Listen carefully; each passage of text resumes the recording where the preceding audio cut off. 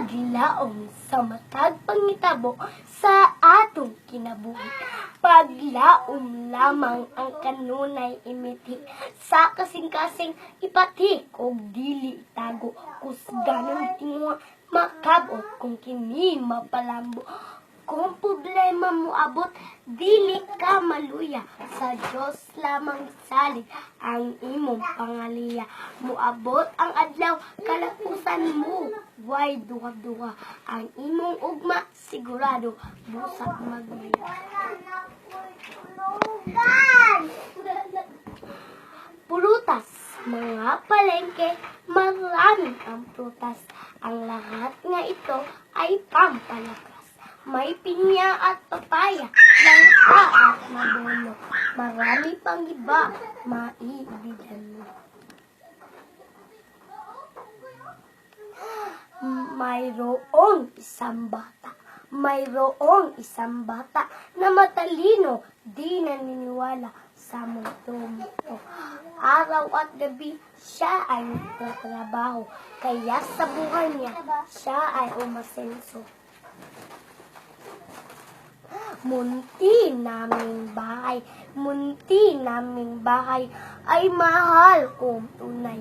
Si ate at si inay, si kuya at si inay, dito namumuhay.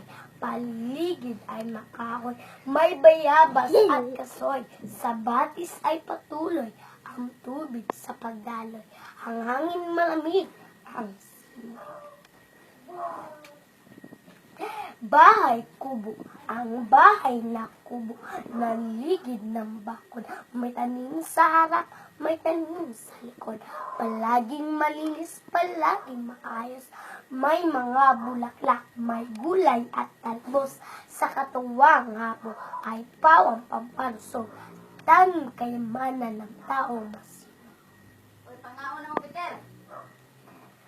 There was an old woman who lived in a shoe. She had so many children, she didn't know what to do. She gave them all broth without any bread, then kissed them soundly and put them to bed. Manners by Helen H. Moore. We say thank you, we say please, and excuse me when we sneeze. That's the way we do what's right. We have manners, we are polite. Peter Piper, pick a peck of pickled pepper, a peck of pickled pepper, Peter Piper picked. If Peter Piper picked a peck of pickled pepper, where's the peck of pickled pepper Peter Piper picked?